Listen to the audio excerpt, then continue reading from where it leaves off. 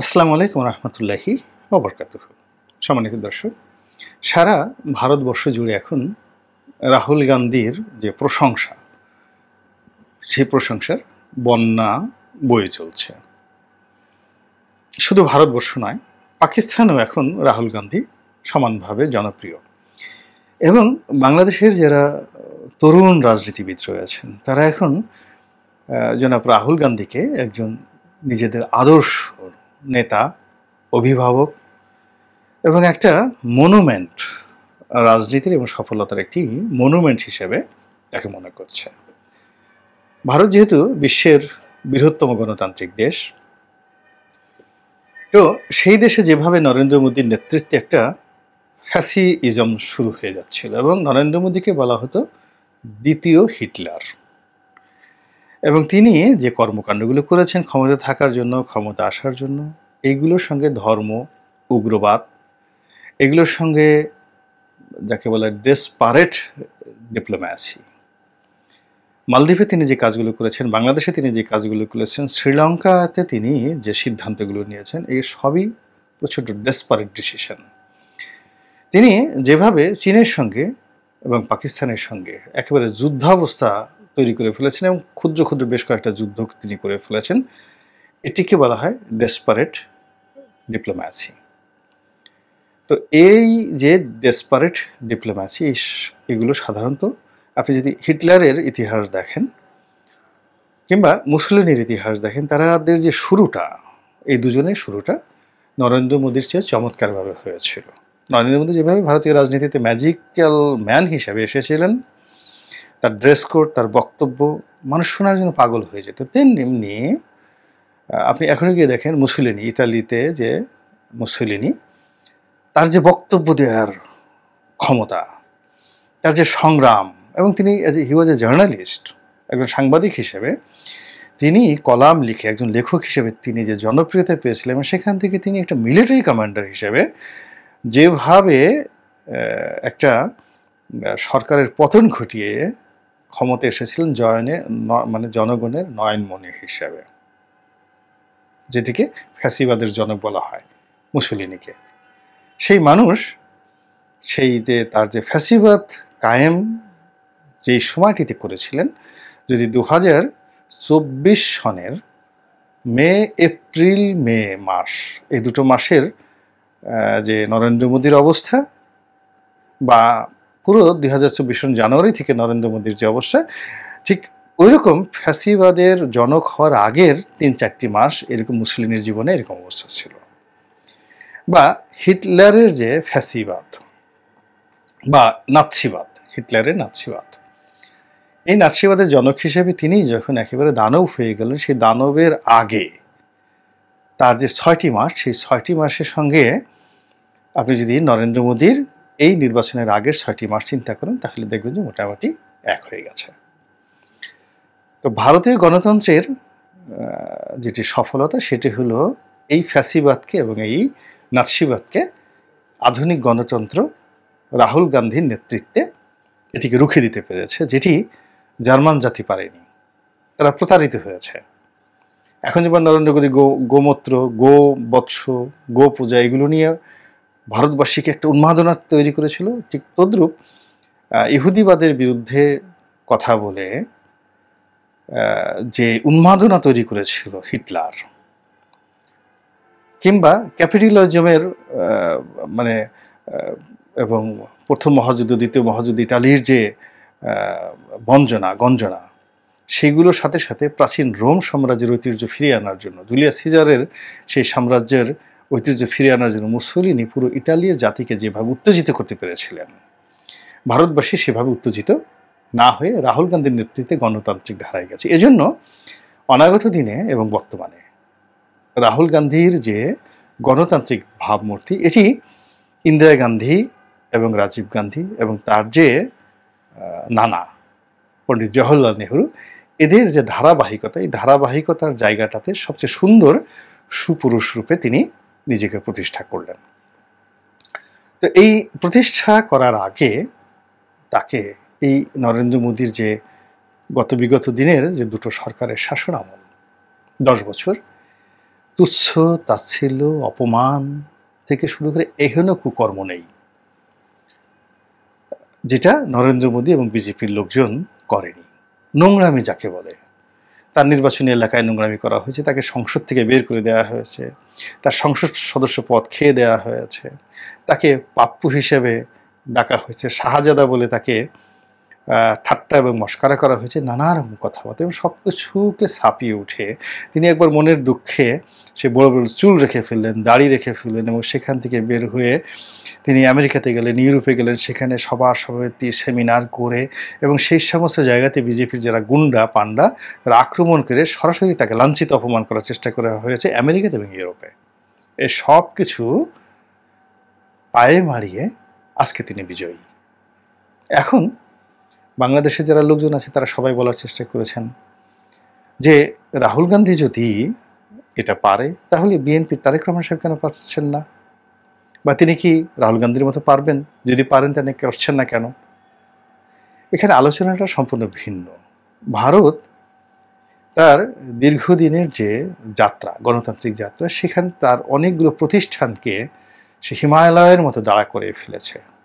বিচার বিভাগ, নির্বাচন কমিশন, সিভিল সার্ভিস, সাংবাদিক মহল, বুদ্ধিজীবী এবং গণতন্ত্রকামী মানুষ।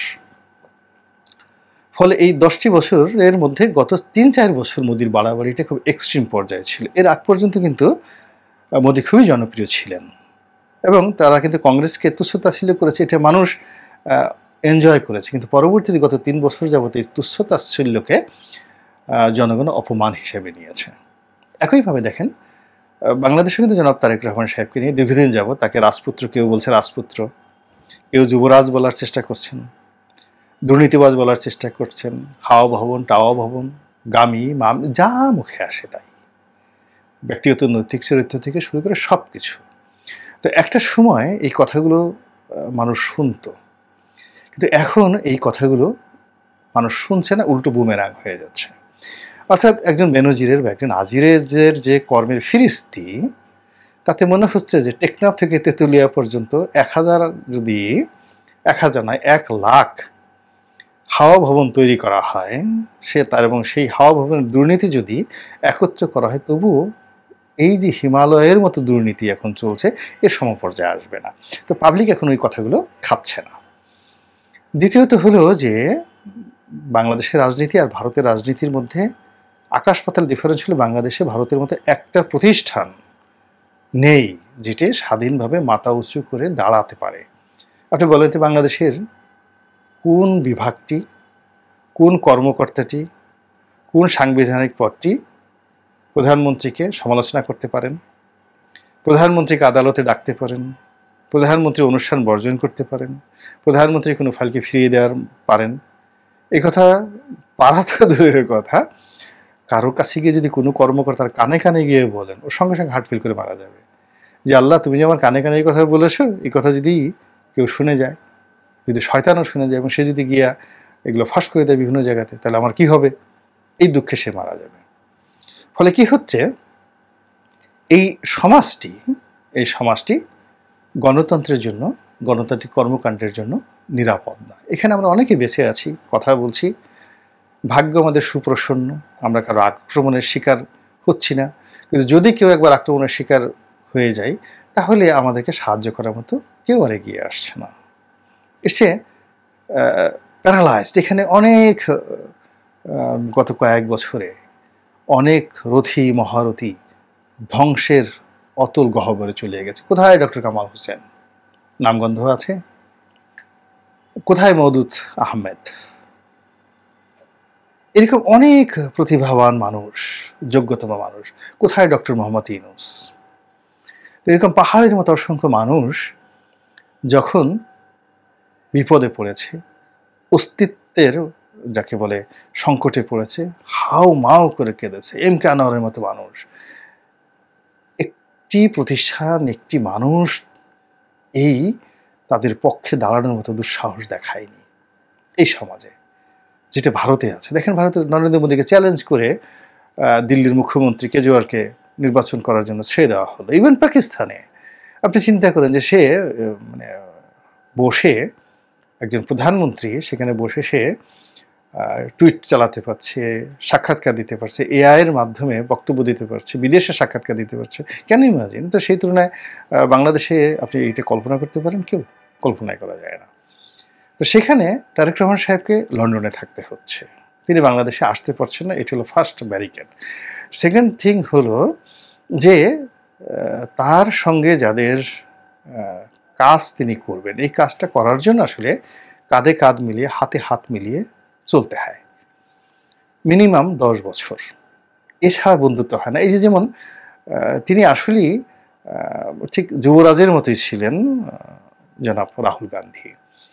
কিন্তু তিনি যখন মাঠে নেমেছেন, হাতে হাত মিলিয়েছেন, কর্মীদের সঙ্গে তার যখন বন্ধুত্ব হয়েছে, কর্মীরা তাকে চিনতে পেরেছে, তার ভিতরে মহত্বকে খুঁজে পেয়েছে, তিনিও কর্মীদেরকে চিনতে পেরেছেন। কিন্তু তারেক রহমান সাহেব যে এই 10টি বছর বা 5টি বছর তিনি যদি টেকনাফ থেকে তেঁতুলিয়া পর্যন্ত ঘুরতে পারতেন, দেখতে পারতেন, তাকেও মানুষজন চিনত, আর নেতাকর্মীরাও তাকে চিনত। এবং এখানে যে বন্ডেজটা হতো, এবং সেই বন্ডেজের পরে যদি ভারতের মতো এরকম একটা নিরপেক্ষ নির্বাচন হতো, তাহলে তারেক রহমানের অবস্থা কী হতো, বিএনপির অবস্থা কী হতো? আরে বাবা, ওইগুলো বাদ দেন, যদি খালি একটা তারেক রহমান সেখানেই থাকুক এবং তিনি যদি ডিক্লেয়ারও দেন যে আমি প্রধানমন্ত্রী হব না, আমার পক্ষে প্রধানমন্ত্রী হবেন এক্স, মিস্টার এক্স, এই কথা বলে যে অমুক অমুক লোক, আপনারা আওয়ামী লীগ যারা যারা পছন্দ করে না তাদেরকে ব্ল্যাক লিস্ট করে দেওয়া হবে, বিএনপির একেবারে তৃণমূল পর্যায়ের নেতারা ক্যাবিনেট গঠন করবে, এরকম ডিক্লেয়ারও যদি দেওয়া হয়, একটা নিরপেক্ষ ভোট হয়,